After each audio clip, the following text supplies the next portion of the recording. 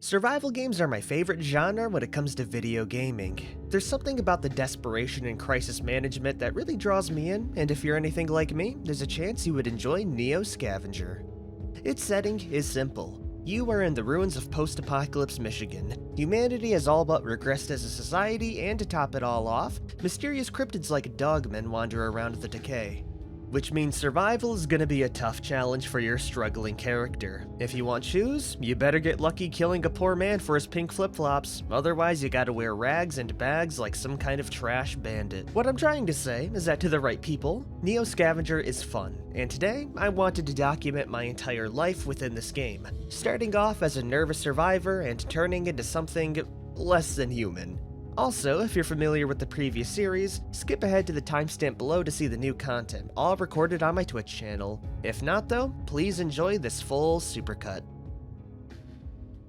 You wake up disoriented, slumped over the base of an empty cryosleep pod, still damp from cryo fluid. The thick dust from the floor clings to your skin, leaving a clean spot on the ground, where a large O5 is painted. Across the room, there's an open door to the hallway and a broken window leading outside. Just as you gather your wits, an unearthly scream erupts from the hall from beyond the doorway. Something is coming, fast. And what better way to start off the game than giving us two immediate options and an immediate threat? We can either jump out the window or dive through the window. Quite a bit of variety, but there is a safer option, which we will take right now.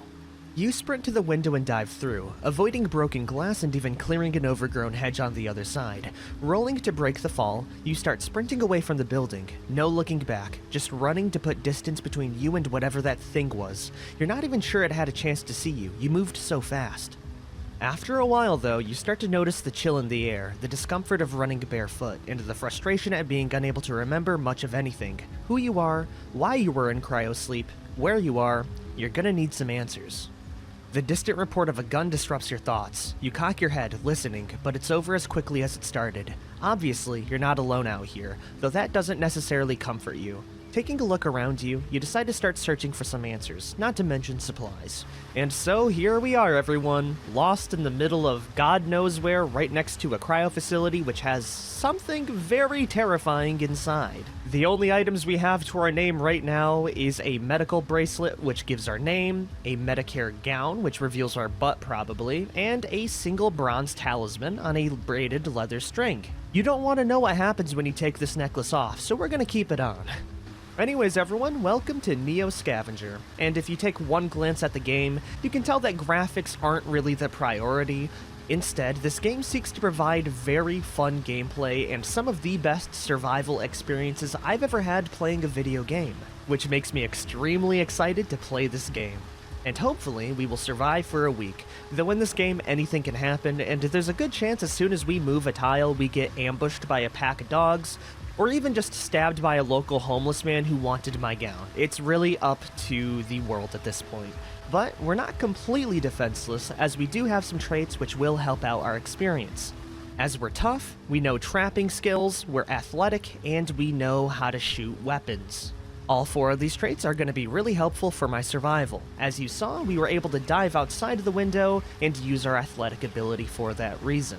Another thing that athletics does is it allows us to travel overworld maps quicker, thus resulting in a bit better of a starting chance, and I think we're exactly going to do that. If we die right now, there's not really much else to lose. We move up north through the forest, and if we look in the distance, we see piles of rubble from what was a city. Even though we won't find too much from there, it is the best chance we have. But before I go ahead and go there, we are in a forest tile, which means there could be some supplies on the ground. So we're going to open up our item screen, and we have a few items. We have a squirrel corpse and 2 stones.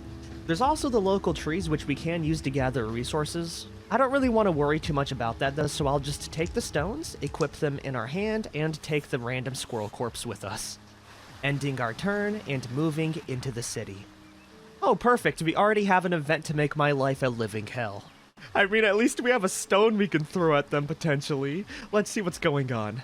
They've cornered you. Some lucky gangers managed to back you into a dead-end alley. They're closing in, smelling blood in the water. The future's looking pretty grim. But then somebody shows up, and he's packing.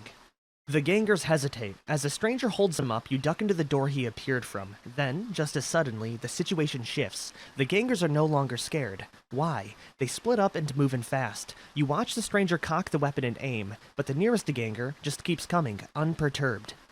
Maybe they're calling his bluff. This is insane, by the way, but this is how the game usually goes. So we have a few options. We could help the man, leave the door open behind me. He might make it. Miracles can happen. We could yell out our thanks and slam the door, or we could jam the door shut behind you and disappear. There is a part of me that just wants to jam the door shut, but I'm kind of curious about helping the man. We have literally nothing to lose. Maybe I could bludgeon someone with our squirrel. And as a result, our right leg was pelted. Before you can reach him, the stranger disappears under a swarm of nihilistic gangers. It's glaringly obvious he isn't going to get up. Spinning around, you dash for the door. A lucky thrown crowbar catches you before you can clear it, though. Staggering, you slam the door shut behind. With blood obscuring your vision, you thread your way through the apartment to the exit on the far side. All the while, you try and think of a reason why a complete stranger would put his life on the line to save you. Damn, that was noble. Maybe one day you can pay the favor forward. And so we survive. Finally, approaching the ruined town. As you approach the town, there's no sign of activity. Buildings stand in ruins, vehicles are overturned and blackened with fire, explosion marks radiate outward from walls and pavement. In the distance, strange-looking creatures circle in the sky, like monstrous, leathery vultures. The world has drastically changed from what you knew. Some sort of cataclysm has befallen Earth, returning mankind to the Dark Ages. And along with it, your hopes of finding a warm meal and some answers. You decide to look around and scavenge what you can from the ruins. And if we open up our medical tab, you can see that our right leg is bruised. Thankfully, it's not an open wound, so we don't have the chance of catching sepsis or having the wound go infected.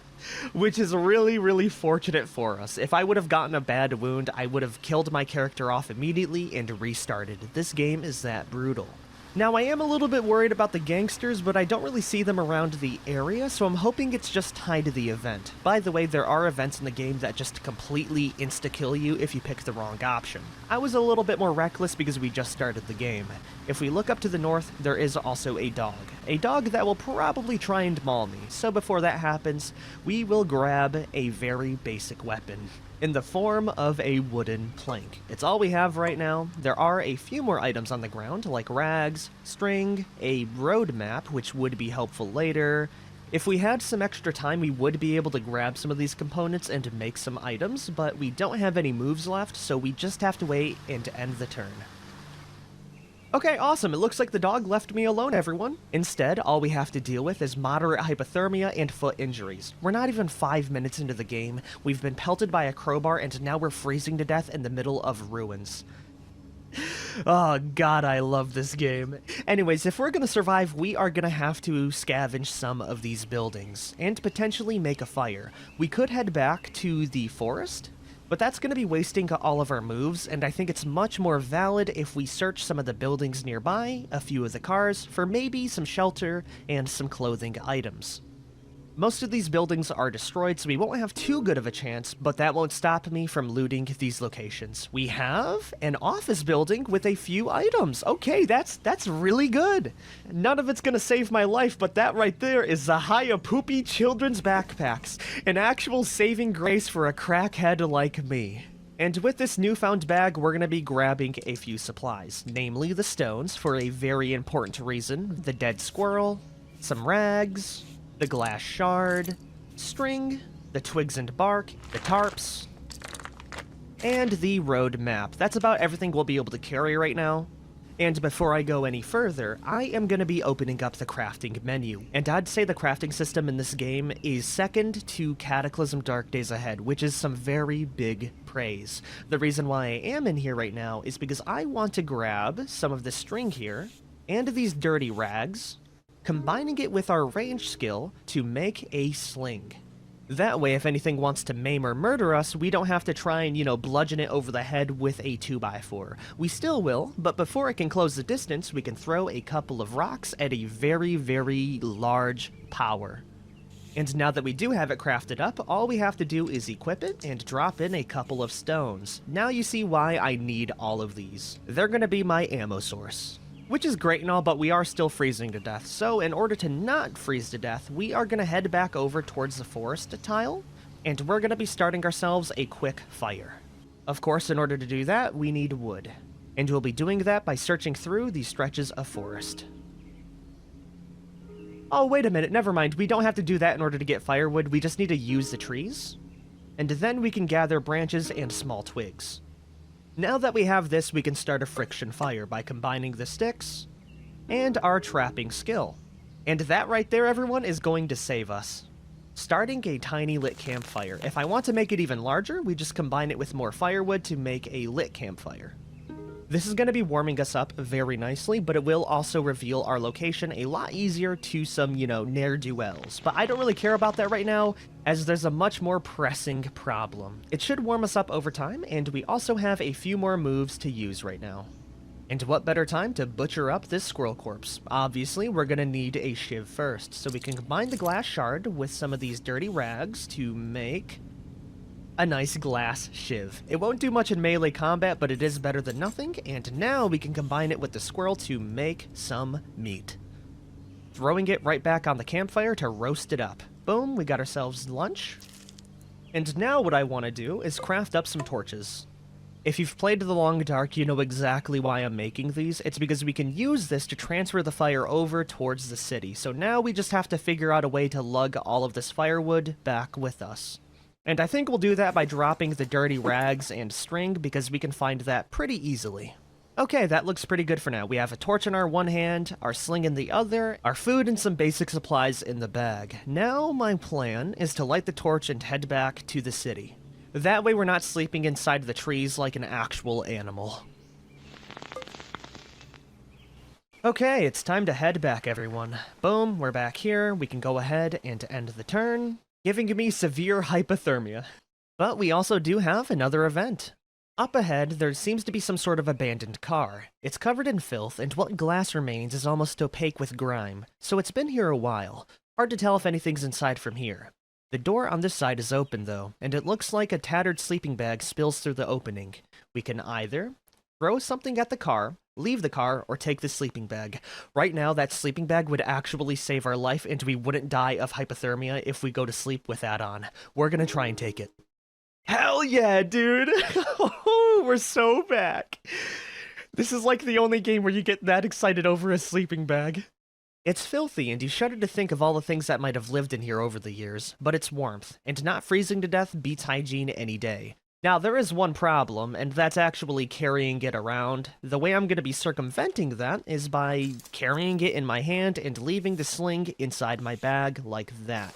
Bada boom. We can carry it with us, or better yet, set it up at a burned-out apartment right down here. I think we're going to be sleeping inside here for the night. It's not the best, but it is better than the other locations. So I guess we'll set up our nice little base right in here. Dropping down the sleeping bag, giving me extra sleep factor. We're not too alert, and the shelter's not that good or protective, but it sure as hell is better than sleeping out in the middle of the woods. Now, let's go craft up a campfire, combining the torch and the branches. Now that we have that going, I feel a lot better about looting around the area, even if we do get a little bit colder. So let's see if we can scavenge some better supplies. Please be shoes, please be shoes, please be shoes. My feet hurt so bad right now. We will start off with the cars. Finding a few more supplies, which just seems to be trash, a ball bearing, some disposable plastic shopping bags. That is some nice stuff right there. We can use those for storage, but more importantly, we can use those for more clothing options. I'll showcase that later. Let's continue scavenging. Finding nothing inside of the car, with the same being for the third one. Now that we're out of moves, we can go ahead, go into the camp screen, and rest and heal. Ending the turn has warmed us up quite a bit more. Now we only have moderate hypothermia. I'm going to continue scavenging until it becomes nighttime out. Finding more trash, then moving on to the crumbling apartment buildings. That was not as much items as I was hoping, everyone, but we did scavenge the entire block. We have 2 fire extinguishers, a whole bunch of plastic shopping bags, duct tape, some cigarettes, and other spare parts. It's not much, but we can work with it.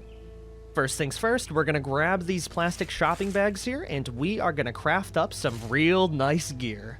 And if you can't tell I'm being sarcastic, this is gonna be the most desperate outfit ever. But it is better than being naked. Anyways, for the low price of one bag, we can craft up some wearable, disposable plastic bags. I will be making 5 of those. And now that we do have them, we can wear them on our head, our hands, and most importantly, our feet. Oh, it's real rough out here today.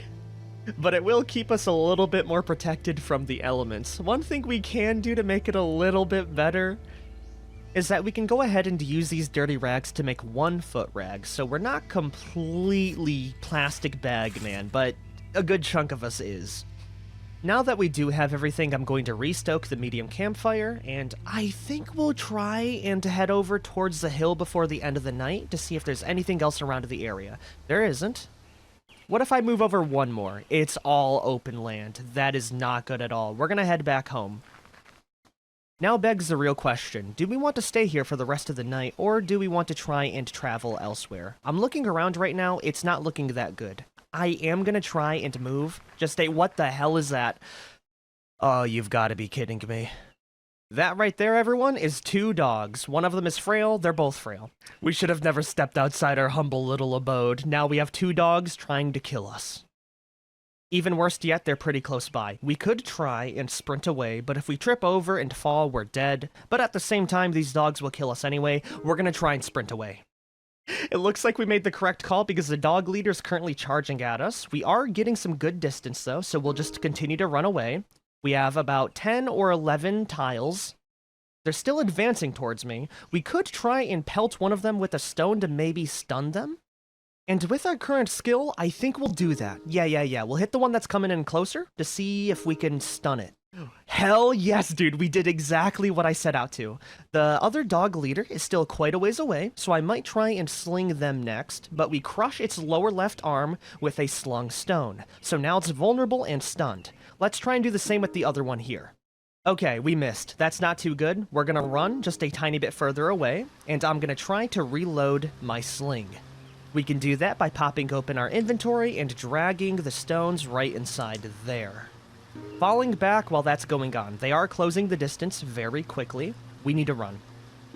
Now you see why I picked Athletic, everyone. This is the entirety of my character build. We're so fast that we can outrun most melee enemies, and we can just pelt them with rocks or hopefully bullets in the future. I'm gonna try and hit the other feral dog again. Smacking the feral dog's lower chest with a slung stone. It's now coughing up blood and stunned. That's really good. The other one is still gonna be a little bit dangerous, so let's try and smack it too. Yeah, dude, that ranged skill is so nice. We were able to stun it too. Now, it's not gonna be as hurt as the other dog, but it's still gonna buy us enough time to go ahead, fall back, and reload our sling. Come on, Philip, get some distance from it. Okay, beautiful. I'm pretty sure we're getting a lot of distance because of how hurt they are. Let's try and smack it again. Immediately crushing its upper left arm with a slung stone. Yeah, imagine evolving for millions of years just to be outdone by an ape who can throw a rock really good. Especially with the sling, which makes our throws even more dangerous. Let's try and hit the feral dog leader. Immediately crippling its left arm. My gosh, that is exactly why we pick stones for this sling instead of pebbles, by the way. Because you can use pebbles, but they hit a lot less hard. And seeing how the both of these dogs are just about dead, I think we're gonna go approach one, and we're just gonna kick it to death. Or better yet, finish it off with pebbles so we don't even have to go close to it and risk a bite. Smashing its head in with the pebble, giving it a concussion. The other dog ran off, so it's just the leader. I think we can approach it and kill it now. It's not gonna get back up. So let me just go ahead and kick you in the head real quick, little guy. Smashing it in the lower chest with the punch, finally killing it. The other dogs have been running away. Get dunked on. Hopefully this teaches them a lesson. Anyways, now that we have killed this dog, we can go ahead and butcher it up for meat. So let's grab you really quick and drag it off towards our little hovel. It does look like the dogs are still angry at me, so we are going to be hiding our tracks, and then we can finally go and butcher this. Because we're good at trapping, we should be able to get a lot of good resources from this dog. Of course, in order to do that, we need to make a shiv. Bada boom. Now we combine that with the dead dog corpse and our trapping skill to butcher that bad boy up. Okay, awesome, dude. If only we had an actual fire right now. We're gonna have to make another. Eating the medium chunk right now. I'm pretty sure it gives us a little bit of thirst as well, so we'll see very soon. Yes, it does. That has completely sated our hunger and made us a little bit thirsty. We did use up all of our turns because we're freezing and we have a foot injury. Oh, we lost one of our shoes. Well, I know exactly how we're going to be able to fix that. Bada boom, we got it. Never underestimate the bag shoes. Let's go craft up the rest of the meat while we have the time. Giving me 4 morsels of freshly cooked meat. Let's see if we can fit it inside our bag now. Or at least 2 more of them. I can eat the other right now. It's the small things you really have to be happy about, and if we look at the overall main map, it's getting pretty dark, so I think we're going to stay here for the rest of the night, and tomorrow we can either head south or west. Either or, we are going to have to leave this area. Before we do go, though, I will craft up one more thing with our dirty rags, and that's going to be some hand rags. Just one, though, because that's all we can afford right now. Yeah, overall, I would say things are going pretty decently. I mean, we've killed 1 dog, we've gotten food, we've not died just yet. What I'm trying to say is that things could be going a whole lot worse for my naked plastic bag man, and I think this will be a good spot to end the episode. Hopefully, you guys have liked this little foray into this very fun and complex game. I don't know if we're going to survive our full week, but at the very least, we can see if I can survive this day. Let's get some sleep. As night falls, you notice there's a bright glow coming from the east, easily visible through the treetops. It's no guarantee, but it could be a sign of civilization, maybe even a lead of where you are or who. And if nothing else, it's as good a landmark to strike towards as any. That will be for another time. We're still asleep, and we wake up in the middle of the night. We're comfortable, unburdened, and not dying, so I'll count it as a massive win. I have no idea how much longer it's going to be nighttime for, but hey, we can just rest here until it becomes day. Okay, I will see you guys later. Make sure you like, favorite, share, and subscribe, especially on this video, so I know you guys actually enjoy this game. I will see you guys later. Peace out, everyone. I am the plastic bag man. I throw heavy stones with my sling, and I stab with my glass shiv. Inside my Haya Poopy children's backpack is the meat of my enemies. Most of all, though, I would just really want some shoes, man. It's been real rough out here. Anyways, everyone, welcome back to Astronauts, and previously, I had just gotten done surviving my first day. I also went ahead and slept through the night with no real problems. If we look over to the east, we do have some dog tracks. Hopefully it's the one that I scarred before, and it would be an easy fight for me. Today, though, I would really like to get some more equipment and basic supplies because we are lacking in every single way, shape, and form. We're also thirsty, so let's solve that by eating some cooked meat because the other one is spoiled, so I'm guessing the shelf life on these is about to go bad. Awesome, that'll temporarily solve my thirst problem. Now we can go ahead and pack up our camp. Before we do, though, we did forget to read this road map from last episode. Once cheap and ubiquitous at roadside stops, these pocket road maps have become something of an archaeological tool for modern scavengers. You carefully unfold the giant leaf and try to make sense of where you are. Inside, we have 3 options. Finish looking at the map, locate Detroit, and locate the Allegan Fairgrounds. Let's start off with the most obvious, which is Detroit. You recognize Detroit. Even if everything else in your memory is missing, as cities go, it's one of the bigger ones. You trace a route from where you are to the city. See the minimap, and we can do the same for the fairgrounds. A must for everyone visiting Michigan for the first time. Check out our discounts on fair admissions, carnival rides, and exhibits. Activities occur at the fairgrounds year-round. You try to locate some landmarks both here and on the map, and trace a route from where you are to the Allegan Fairgrounds. Now, if we go ahead, leave this screen, And to check our zoomed out minimap, we can spot the two locations. We could immediately beeline it towards Detroit, which is what a lot of experienced players do because the loot over here is really good, but I'm here to experience all that Michigan has to offer. So instead of doing that immediately, I kinda want to explore around the area, and if I survive, you know, a decently long time, we can head on over towards Detroit. So right now, I think we head on over towards the fairgrounds. Maybe not exactly to it, but definitely to the northern area, because looking around, where I'm at currently, we are surrounded by very rough terrain, so I don't really want to go through these. Instead, we have a very flat, straight shot right down here, which will only cost me 1 movement point. Before I go though, I need to make sure to grab my sleeping bag. And one cool thing we can do with this is strap it over our shoulder like that so we always have it. On top of that, I'll be grabbing some basic supplies. I definitely will take the cigarettes because that's worth $24. Some extra stones for ammo. And why don't we go ahead and grab some small parts just to have for crafting. I think that's pretty good. Nothing else really interests me, so we will move on forward. Take it away, bag boy, hopefully avoiding that dog down there.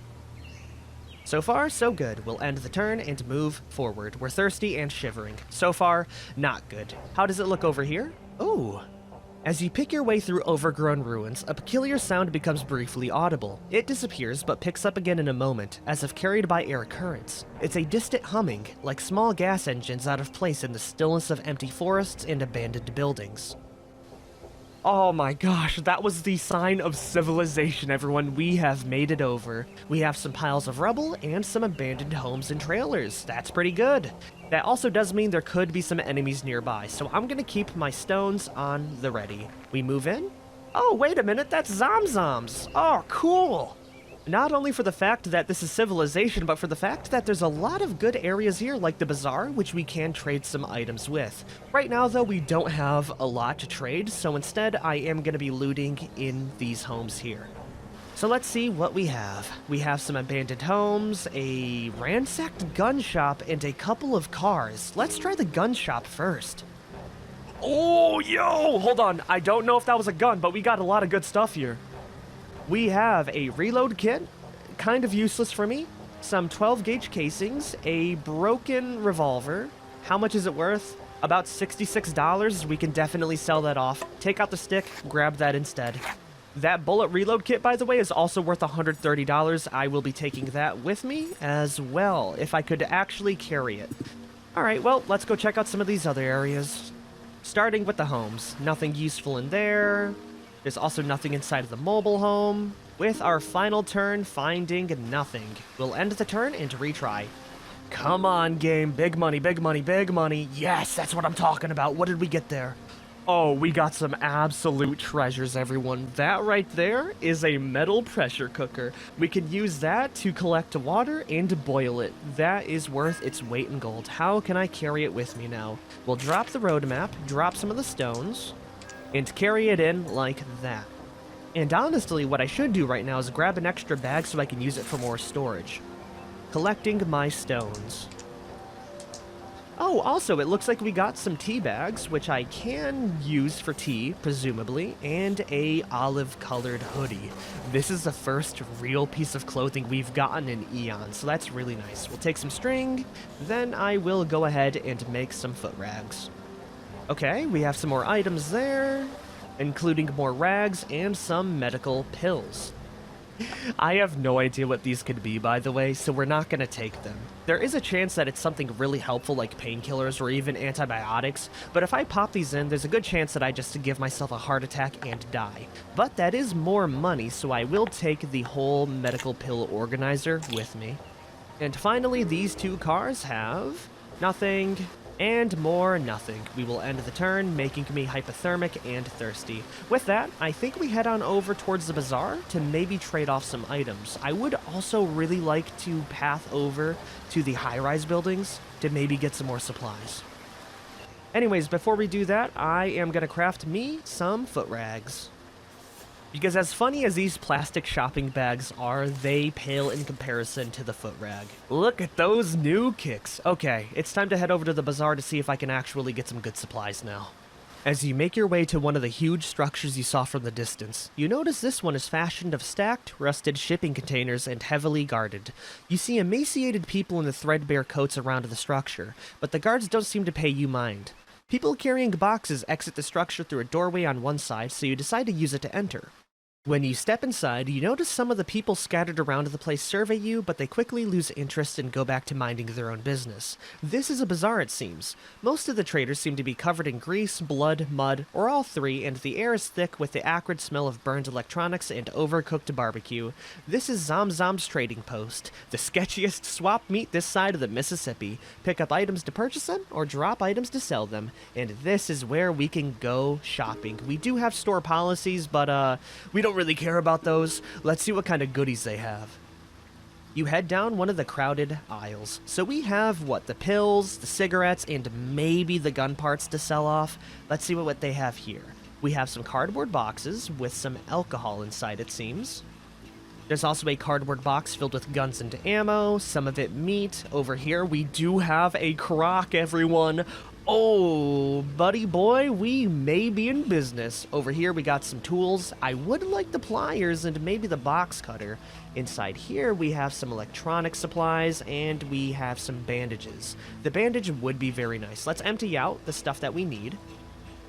Oh, sorry, I do think I need to sell off the item first. Okay, we'll go sell that over, giving me $66. Awesome, dude. Can I empty this out now? Yes, I can. Okay, we have money to actually spend. I will also empty out the pills, selling those for a few more dollars.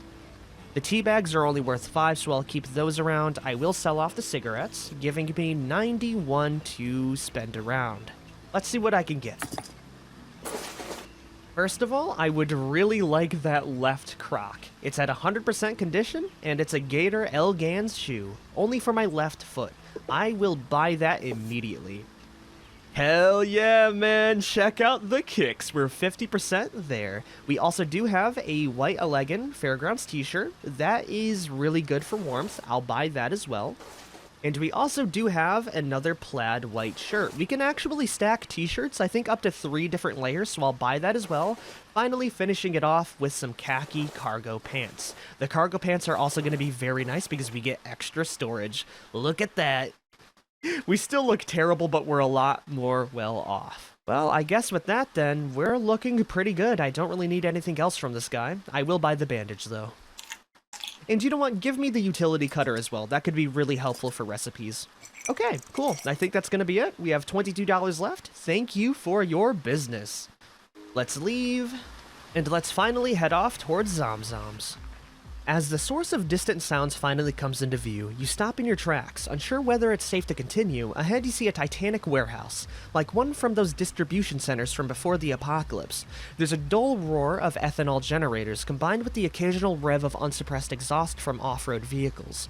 Figures seem to be milling around a low extension on the right, and an occasional ATF arrives or departs without fanfare. You don't think you've been spotted yet, this far out. With all the activity, it's hard to tell. We are going to approach the warehouse. You cautiously approach the warehouse, noting a bright sign reading Zamzam's, a place to eat. The sign hangs over a giant garage door, which is fenced off behind a tarp and barbed wire. Bright lights, welding arcs, and peculiar shadows can be seen in the fenced area, and a din of rowdy chatter echoes from within the building. A semi-trailer attached to one of the loading bays acts as a makeshift gate and pedway into the warehouse. Ragged-looking figures line up alongside the trailer, watched over by armed mercenaries. It looks more like a club than anything else, except for that tarp area. Just then, your stomach sinks when you realize there's a truck on the other side, offloading prisoners or slaves of some sort. Biting back panic, you reason that showing fear right now would mark you as a target, and try not to break your stride. Mercifully, no one seems to care. We can approach the line, which should give us food, but, the food is not exactly, ethically sourced. While in line, you feel a flutter of anxiety each time the line advances. With each step, you try to catch a glimpse of what's through the doorway in the trailer, but you still can't tell. Most of the people in line are ragtag looking, wearing mismatched clothes and stinking of sweat. Some confused, others bored. The guards are better groomed by comparison, though you suspect they'd just as soon murder you for your clothes if they weren't being paid. Up a few wooden plank steps, you step inside the semi-trailer, and hollow sounds of a crowd echo down the corridor from the warehouse. To your right is a chipboard and mesh booth where an attendant is collecting fees and weapons and stamping people before they walk down the trailer into the warehouse. Stock or spectator? The attendant drones, looking disinterestedly past you. We are going to say spectator. Mainly because going huh doesn't sound good, and when I think of stock, all I can think of is stock in a Super Bowl, so you know, we're gonna go spectator. What you got? Looking behind her, you see eye slabs, shoes, and sundry items. It looks like there's definitely some items that'll accept more than others, at least today. Aw man, all I have is a bandage. I'm not giving my necklace. We'll give the bandage over.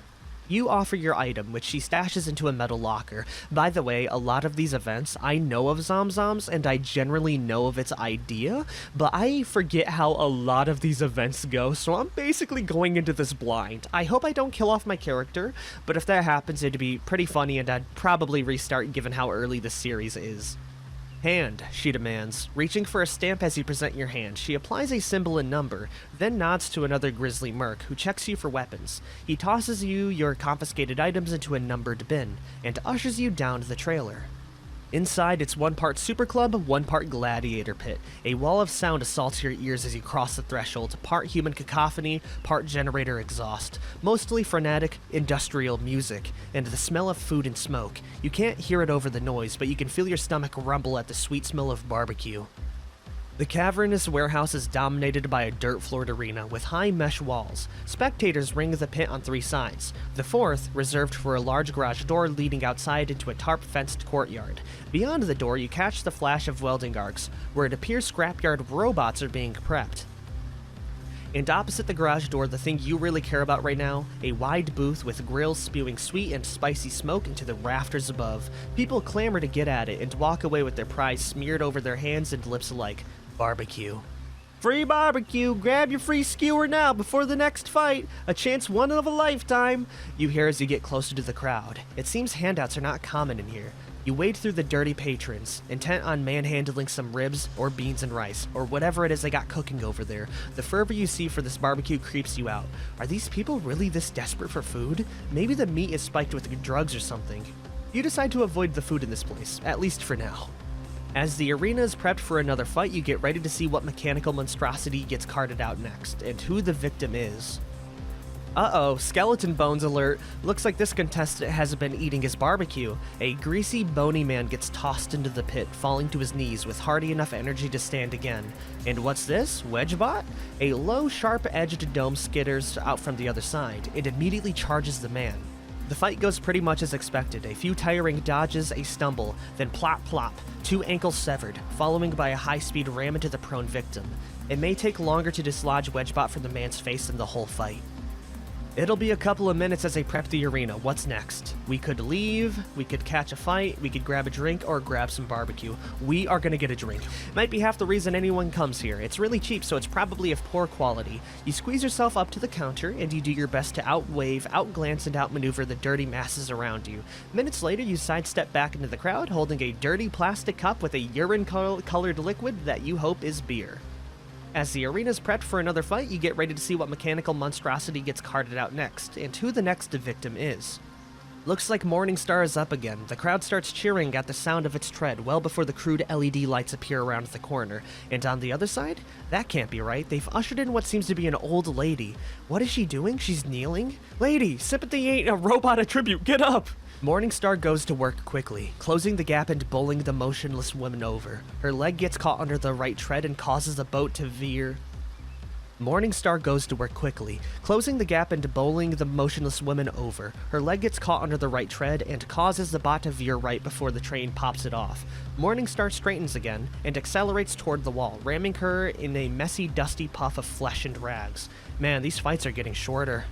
Honestly, I think we get another drink, everyone. Yeah. Alright, I think we're good now. Aside from reading out the next fight. Well, this is an unusual one. Looks like a combine turned wood chipper, but a street sweeping broom? That's confusing. And facing off against it, t-shirt and jeans guy. Whoa, he looks pissed. I guess he wasn't planning on being the entertainment. As the gates close, the combine chipper fires up and all sorts of things start spinning on it. Big blades, some sort of blower, and that sweeper. Oh, now you get it. The sweeper runs backwards and kicks up a plume of dust and high-velocity dirt. Like some mechanical dragon spewing a dusty breath weapon, Combine Chipper closes in on the man who's stumbling and reeling from the sandblasting. The Combine blades suck him under, and a moment later, red mist comes shooting out from the top of the bot. Folks down in the front rows seem to revel in the blood spray, which is kind of disturbing on several levels now that you think of it. I mean, even just the hygiene angle is... Anyways, not a trace of the man remains as the Combine Chipper trundles back out the door. Okay. We're gonna leave, everyone. I could catch a fight, but there's a chance we just get insta-killed, so we're not gonna try it, alright? You decide that's enough flirting with human mutilation and barbecue for one day. Pressing your way back towards the door, you step towards the brightly lit trailer and present your chit to the guard. He locates the bin where your chit number is, retrieves your things, and amazingly, they're all still there. Though a sign on the wall warns, unclaimed items became property of Zamzam management. Better make sure you empty that locker while you have the chance. Grabbing your things, you sidestep back towards the stairs and step out into the air. Compared to the inside, the outdoors is deadeningly quiet, made evident by the ringing in your ears. You head off again towards the tree line. Alright, we're out, and we can head on over towards the high-rise building for the day. Before I go ahead and end it off, I think we're going to sleep inside here for the night. Yeah, a nice abandoned office building. Oh my god, my items. I forgot my items. No, no, no, no, no, no, no, no, no, no, no. Wait, my items. I may have bungled it. I bungled it, everyone. Please tell me it's still here. Oh my god, it is. Oh, my heart, dude. My heart just about died. Okay, give me my damn item. Yep, empty it out, equip you, and grab you. Alrighty, everyone, we're good. I'm glad I didn't sleep for the night then. We did waste a turn, but that is well worth it. Okay, let's head back now and set up the sleeping bag inside here. Just dropping it down alone, by the way, should warm us up enough to where we won't die of hypothermia. Let's go ahead and loot now. I see a lot of strangers around the area, by the way. This is going to be a pretty dangerous camp, but there's not much we can do. Let's go ahead and scavenge. Starting off with the deserted shop mart. Ooh, good rolls. Hold on here. I spy with my little eye a shopping cart basket with a frame and 4 wheels. If you guys don't know what this means, I think we could maybe turn it into a full-on shopping cart. Or not. Maybe we're missing something. Let's go see in our crafting recipes. Yeah, I don't see anything here to where I can craft up the shopping cart, so maybe we are missing some tools and supplies. That's pretty darn sad. Well, it is what it is. We do have some extra dirty rags, which I will turn into foot rags once I'm done looting around here. Let's see what these other locations have, with the office tower next. Nothing. Okay, we'll end the turn and retry it. Oh, cool, he visited me. Hello there, stranger. He doesn't have any weapons right now, so we are doing a little bit better than him. He's currently 12 meters away. We are going to fall back a little bit. And it looks like he's taking cover. Him taking cover is an admission of him being guilty. So we are gonna kill him. We're gonna slowly back up. This is my area. Yep, okay. Yeah, this guy definitely wants me dead. His name is Bad Mother, and we are gonna hit him with a stone sling. Oh, cool, we missed. Alright, let's run away really quick. Okay, cool. We smacked him in the upper right arm with a slung stone.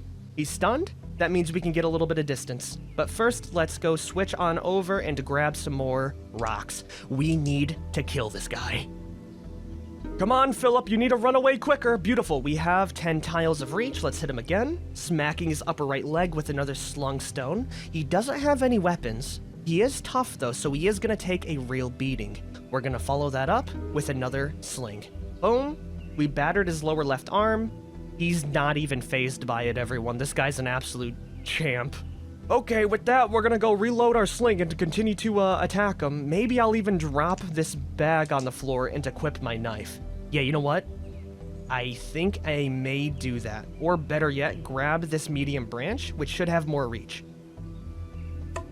Yeah, no, he continues to charge at me. That is really bad. He's catching up to us. We're gonna hit him with another ranged attack. Beautiful. We smacked his lower right arm with another stone. He's stunned. That means we can get more distance.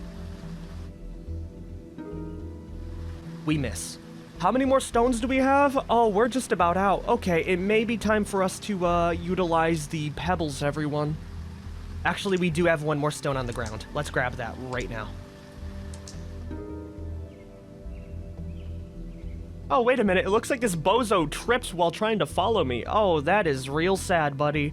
Yeah, you're gonna die now. We pelted his upper stomach with another stone. He's in severe pain. He's having trouble concentrating. I think we just kill him now, guys. I mean, I'm gonna continue to harass him with pebbles, but his days are numbered. Surprisingly, he still crawls towards us, though. He is determined. I will respect it. Anyways, we're gonna hit him with another pebble, and we are just gonna hit him with a flurry of them. These pebbles aren't really going to do too much to him, but it will slow him down and put him in even more pain for me to put him down properly with our branch. Yep, there it is. We whipped his head with another pebble. He's tripped. His spaghetti's all on the floor. This guy is cooked.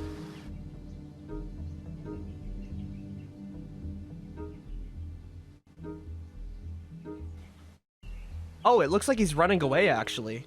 That's not going to fly. We're going to slowly advance towards him. Oh, and he's surrendering. Wait, no, he wants me to surrender. That's really funny, dude. No. We are past that, buddy. I want your shoes bad, man. So if you could just make it quick for the both of us, that would be great. And we have knocked him unconscious, everyone. Yep, that'll do it.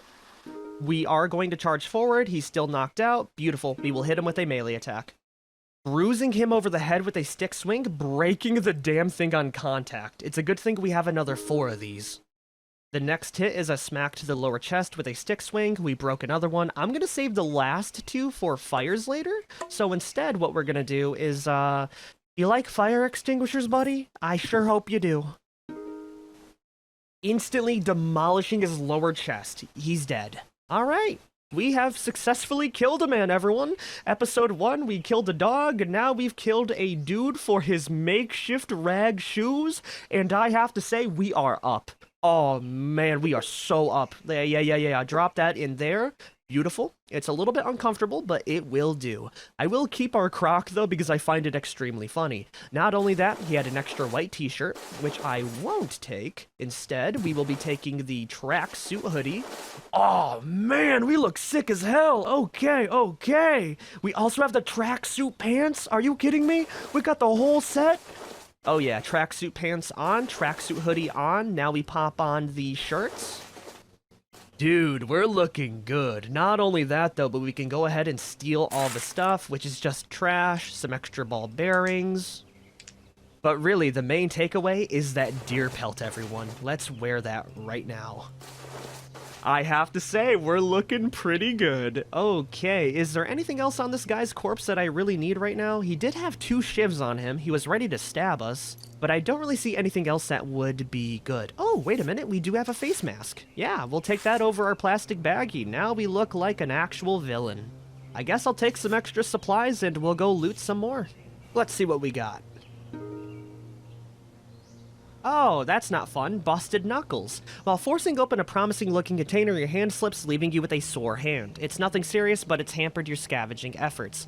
Aw, man. Okay, that's a little bit sad. It's not that bad, though. I think we can continue looting around. Trying out the apartment building. Yep, more supplies. Featuring 3 different bottles of water. We will take those. Some tape. And nothing else that I would really want. Let's continue looting through. Oh god, there's another stranger around here. Not gonna lie, everyone, I might just want to leave this area and maybe camp out towards that rubble for the night. Being near Zomzoms is kind of a risk, so yeah, I think we'll do that after we're done looting the really cool looking areas, like the pharmacy. Yeah, more supplies. Featuring some painkillers and biomeds, if they are to be trusted. I am gonna trust them for now. We don't need them, though. We will take the extra pill bottles. The bandages are actually really nice as well. Inside of the apartment buildings, we have nothing. More nothing. Oh, buddy, you really screwed up. Okay. Hey, do you really want to do this? I will absolutely steal everything on your corpse. First things first, though, we're gonna run away like the coward we are and pelt him with a rock. Immediately hitting his upper right arm with a slung stone, we're gonna run away again. Actually, hit him again with another stone. We missed, but to make up for it, this bozo tripped on his own footing, so we can immediately run away and reload our sling. This time, popping in something that may hurt quite a bit. Ball bearings. You are cooked, buddy, and you don't even know it. Boom, he's getting up. That's fine. We can continue to run away. And now we can hit him with a ball bearing, immediately bruising his lower arm, following it up by pounding his right arm with another ball bearing, stunning him, then finishing him off with the last hit. We missed. That's fine. We got pebbles. Oh, and we tripped. You know what? That's kind of karma. We're immediately going to get up. He is still pretty far away, so we can continue to pelt him with pebbles. That's another hit. That's another hit. He's vulnerable and tough. He's still charging at us, though. He's catching up. Okay, it may be time for us to pull out a weapon, everyone. Drop the bag. I think the best chance right now is if we use a wooden plank as a weapon. And while we do have it equipped, we will continue to run just to get as much distance as possible. He's definitely keeping up, by the way. We did hit him again, though, hitting his lower right arm. He is still charging at us. We're going to switch over. Oh, God, dude, this is not good. I'm going to try to blast away, launching a volley of ranged targets to hopefully hit him point blank. Yes, dude! Oh my gosh, that's so huge! Okay, we basically shotgun blasted the pebble, immediately battering 3 different limbs on his body, which will make him suppressed and make him fall over. Now we can run away again. Getting about 13 meters away before I trip, we can get back up. He's back at us. Okay, let's hit him once with a ranged attack, putting him in severe pain, then blasting him away once again. It's about time we get Neolithic on this goober. He is very scared behind cover and in severe pain. Oh, he's running away? Oh, that's cute. No, buddy. You're not running away. We're gonna search the area. Yeah, I still see him. Yeah, he's trying to retreat right now, but he can't get away. And as soon as we close in the distance, he won't be able to run.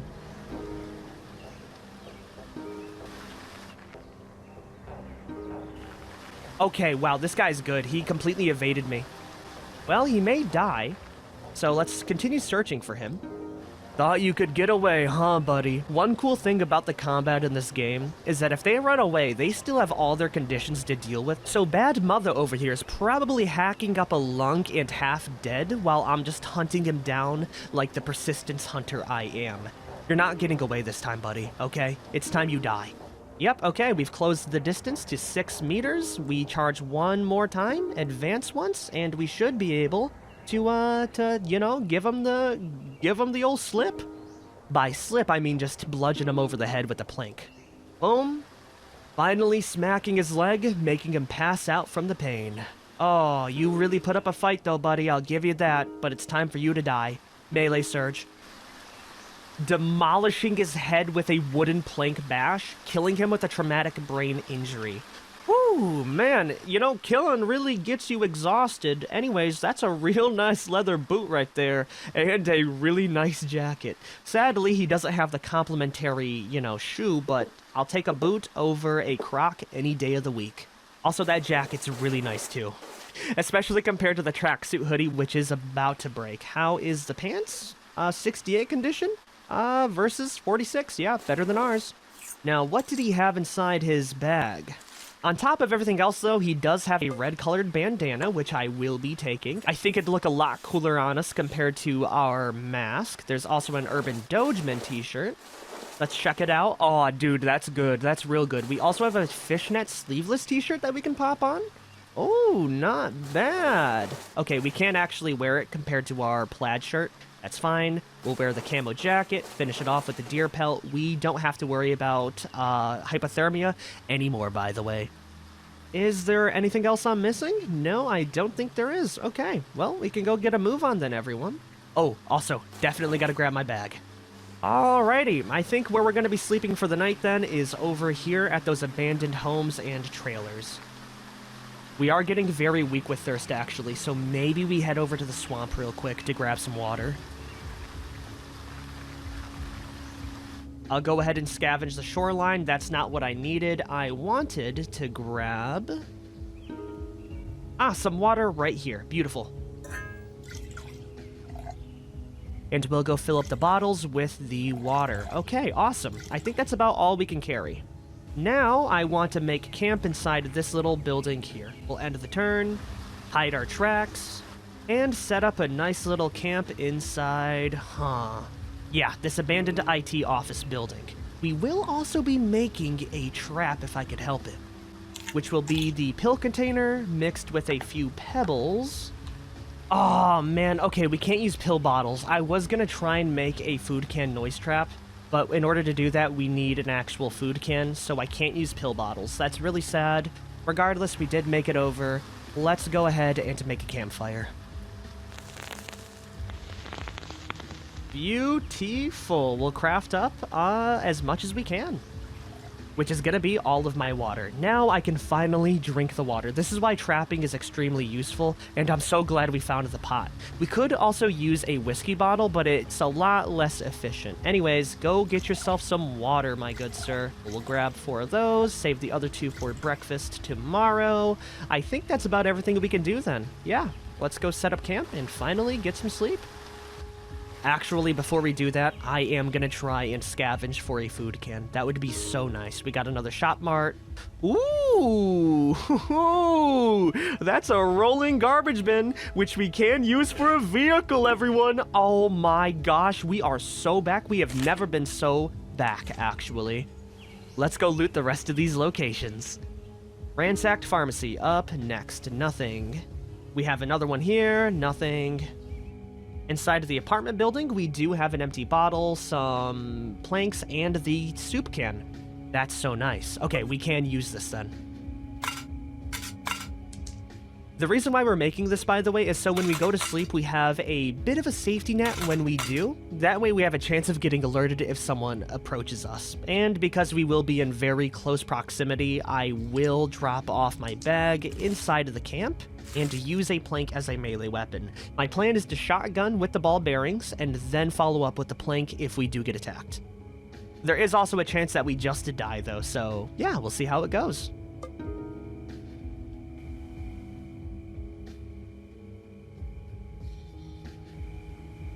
Okay, good news. We woke up decently fine. We didn't lose any items within the night either, so we didn't get robbed. That was really damn good. Overall, this episode went extremely well. We have never been so up before. We started as a bagman. Now we just look like a random raider. So yeah, I will end it here. If you guys have liked it, oh my god, is that a lighter too? Huge. Anyways, if you guys have liked this episode, be sure to like, favorite, share, and subscribe for more. Next time, I guess we'll explore more northwards. I will see you all later. Peace out, everyone. And so our journey continues where we left off, a disheveled man resting inside of a burned-out city ruin. By all means, the night should have been quiet, but what started after was one of the worst experiences we could have gone through. That's getting ahead of myself, though. So to start things off right, we encountered our first threat. A single stranger who was everything I wanted to be and better. Someone who was strong, tough, and scarily enough, used the equivalent of a super soldier serum. We are able to talk our way out of this one.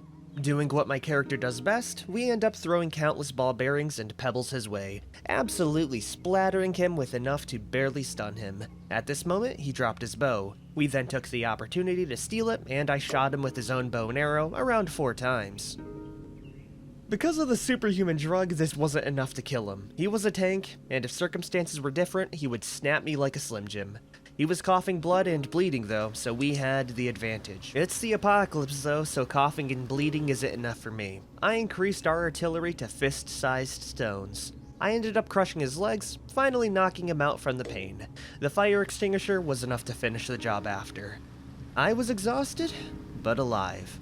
I stole his belongings, which included 1 pink slipper and a fishnet shirt. He definitely died in style.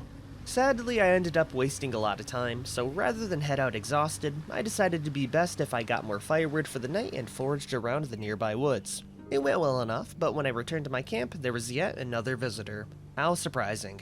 Our adversary this time was just a regular bandit looking for a fight. In order to win this fight, I utilized the blast away move from our sling, pinning the target down to cover, giving me more time to move and react. One pebble knocked him out. I then pulled out a glass bottle, stabbed him in the chest, then he woke up soon after, and I reacted by shooting him twice with my bow. It turns out people are really hard to kill in this game, which meant I had to smash a plank over his head. Despite all the wounds, he was able to retreat and crawl away from everything. I was a little bit worried knowing that there would be a chance he could live and go back and take revenge, but still relieved that I could get some sleep. With my last few moves in the dead of night, I crafted some arrows and soon slept, only to get approached by another thing. This time, it was a melon head, a tiny humanoid with a massive melon-shaped head, hence the name. This one was probably the best fighter I've ever fought.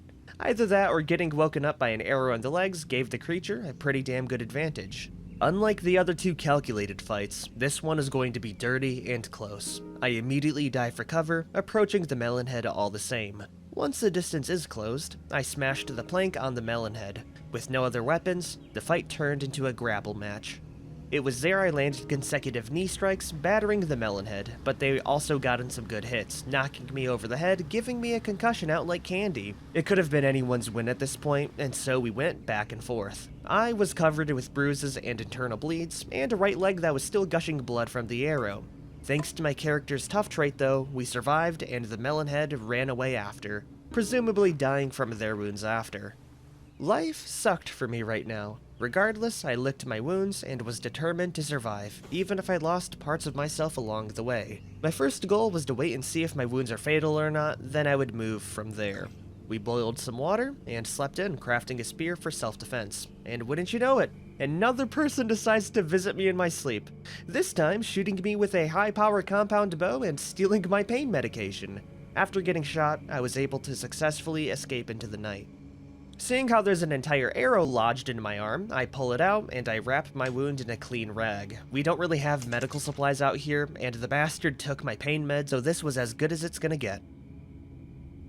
Well, actually, could be better, and that's if we leave the area. So I set the course towards the north. Soon enough, we reached the Allegan County Fairgrounds. This location would be the point of no return for our character, as amongst the rubble and tents, we ended up finding a fast food mascot mask. A clown bearing the most jovial of grins. With this mask, I felt a new, strong, and emboldened identity. Aside from the mask, which tells me little secrets, there was an assortment of tools and supplies deeper within the main building. This crowbar, especially, would be nice for looting more locations. Included in the goodie pile was a scrap of paper which leads to a camp. I mark it down on my map and decide that would be the next goal.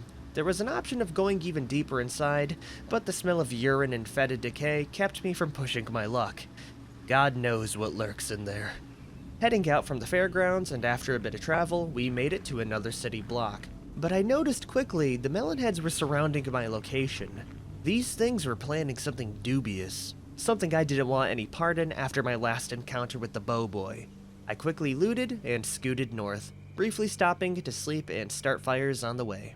The further north I headed, the more wilderness I saw around me, so I acquired drink by boiling water and food by snaring squirrels. The trapping skill really became my lifeline as I engorged myself on squirrel fillets. Alongside that, we found goodies like alcohol and gun parts to sell off later. Soon enough though, we had more conflict. Another bandit armed with their Abibas tracksuit. This time, I wasn't scared though. My mask gave me strength, and I landed a critical hit with a loosed arrow and quickly closed the distance with my hardened wooden spear, stabbing the looter to death in very quick fashion. The jacket gave me my full tracksuit drip, and I have to say, we are drippin', not drownin'. After that, I quickly moved on and set up camp for the night. Continuing the rounds once more, I woke up, scratching my body going through some ruins and decay. It didn't take long for me to reach the ATN Enclave, the first real civilized place I've been since Zamzam's.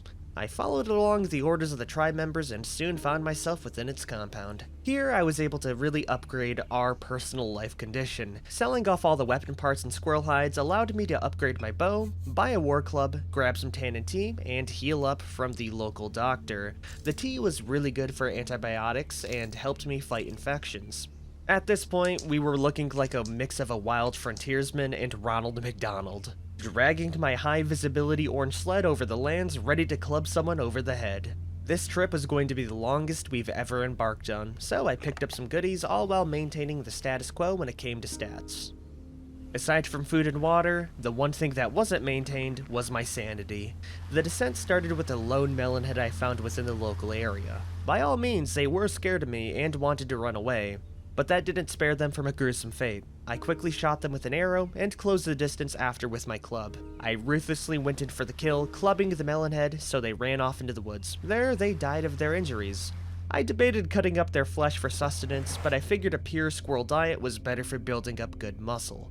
Our next victim was a bandit leader. Tough yet vulnerable all at once. I did the same strategy as shooting first and clubbing later. He never stood a chance as I broke his arms and soon hid.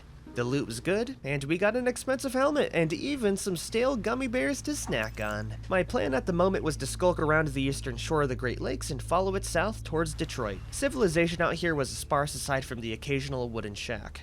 It did take a while, but I finally reached the Great Lakes shoreline. There was beaches for miles, and pretty close to Detroit I found yet another faction member, the Blue Frog Cultists. I wasn't too sure what their deal was, but I didn't really care, as I saw something I wanted badly, a .357 Magnum revolver.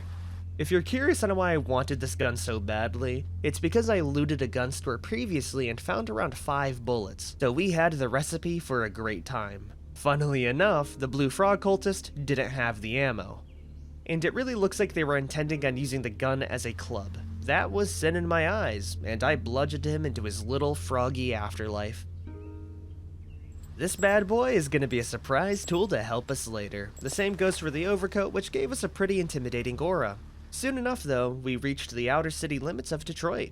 After roughing it so long out of the reaches of civilization, the relatively low crime rate in the area was foreign to me. The people here had access to things such as power and restaurants. Sadly, in order to get access into the inner city, we need an ID wristband. The cost for one of these bracelets would also set us back around $1,000. Instead of doing that, I visited the local shops and sold all sorts of trinkets we found while sprinkling around. After a few quick deals, I was up $635. Not only that, but a mysterious man pulled us aside. Long story short was that he was willing to give me a wristband I was looking for. He originally wanted me to do a job for him, but the clown mask and my ability to detect traps made him give it to me with no strings attached. This, everyone, began my normal arc. In order to enter the city, I had to ditch the mask, and I just wandered around the city to really take everything in. Maybe this would be the turn of a new leaf for me. I can leave the psycho life behind. I quickly bought an entire carton of eggs from the local supermarket and went to the employment center. What quickly started as joy and whimsy soon became something much more sinister, as I had to fill out DSL forms to find labor. There were even work permits and training programs. Out of all the horrors I've witnessed, this was the first thing to send shivers down my spine. It was time to go back to the woods where I belonged. I was done with the civilized life. Before I left though, I grabbed some fried chicken and mac and cheese. Yummers. I also dined and dashed. I didn't plan on coming back, so it was no problem for me. My clown mask was waiting for me, like it always did. I donned the mask once again and slept in the city outskirts car hotel. Getting a full night's sleep, my newfound goal was simple. We go north, away from civilization, becoming a true force of nature. It would take a long time, but anything is better than the 9 to 5. Oh yeah, I forgot to mention, this entire time I've been huffing albuterol inhalers like it was some sort of recreational activity. Anyways, the long trek begins. Along the way, we had found more fresh meat. I took care of the trash and butchered them like a dog. Fueled on boiled, tainted water and hard-boiled eggs, nothing could stop me. Soon I rounded the thumb of the mitten and was halfway through the north. Here we met a simple pilgrim with a bindle. I could send him on his journey way sooner. A simple demolishing hit to the skull sent him on his way. I wasn't even doing it for gain anymore. It was all for the sport. The dog, however, was for pure meat and sustenance. Life continued as normal for our psycho clown. A few days in, we were at a pretty far northern wooden shack. The squirrel economy was in the green, and the huts were a good place to sleep, so I decided here would be a good base where I keep the trophies of all my subjects. I also dried meat for preservation and organized all my items inside pretty nicely. There was even a good condition 1911 inside the locked shack, all with 2 bullets. Turns out though, another faction made the north their home. Martha's Army, a bunch of militaristic LARPers that were cutting me out of my bottom line. Their corpses would make a good decoration for my new home. However, these guys are armed and dangerous, as they had makeshift air guns. And while deadly in their hands, it would be deadlier in mine. So I wasted no time and I gunned down the first soldier with my ill-found revolver. The first shot floored him, and the subsequent arrows finished him off. Thank you for the air gun. Sadly, the blood attracted something far worse, the Dogman, a huge beast-like creature whose purpose is much like my own. Curiously, it had a crippled arm, yet it was still strong and tough. I quickly pulled out my 1911 and, by all means, I killed it in a single shot. 2 World Wars! Utilizing the corpse's resources, I turned its corpse into a fine coat, and with the furs, we had a new jacket. The gunshots had attracted another patrol. The next few days, from here, were a blur. All you needed to know was that I hunted down, tracked down, and killed countless strangers and soldiers. It was an Ouroboros of violence. The gunfights would bring others into the area, bringing more gunfights into the area once I started to kill them. Instead of running away like the start, I stood and fought and killed countless people. I would shoot a soldier just for them to run away and die of blood loss in the nearby woods. My home was forged in countless scattered bodies as I managed both sleep and slaughter. The airgun I had found was a self-feeding machine, as the more people I killed, the more pellets I would acquire. Half the times my victims wouldn't even be aware as I broke their legs and bodies from afar. The air smelled like copper and rusty iron from the blood, but I continued to kill regardless, pilfering the remains and dealing with gastroenteritis. I'm pretty sure it was the chicken tenders that did me in. Aside from that though, I was practically invincible, even when the soldiers had the upper hand, as one of them did wake me up and shot me in the arm with an airgun, so I shot them with a .357. I watched many people die just out of eye shot as they bled out and perished. I really did lose count on how many lives I took, but the bodies attracted another Dogman. I dumped all but one bullet into its body, killing it last a minute.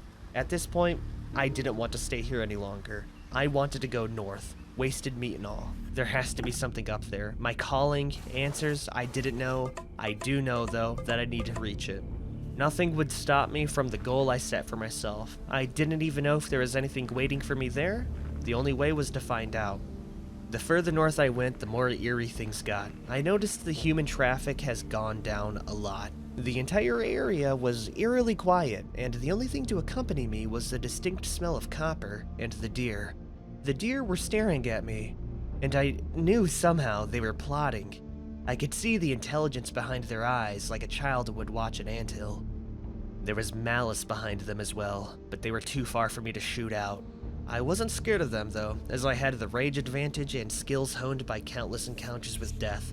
I even found a fire axe inside to slash something if that distance was closed. After 2 whole days, I did reach the northern shores. I've traveled a long way from home, so I slept inside an empty bungalow for the night. It was during this night, something had woken me up. Before I could get my revolver out or even see what was attacking me, my life had been taken as quickly as I had taken others. We got brutally thrashed, and I couldn't even see what killed me. That was it. That was my whole story. 15 whole days in an apocalyptic world, where I started with good intentions and slowly succumbed to the desires of the mask and maybe something else inside. Anyways, it's a bit climactic, but that is the end of the series. We ended up surviving pretty decently, all things considered, especially when the life sentence for an average character is like 1 to 2 days. If you did like this little series, be sure to like, favorite, share, and subscribe for more as I go on many more adventures. Also, if you made it this far, I think you'd really enjoy my Twitch streams, so give me a follow there as well. Peace the hell out, everyone.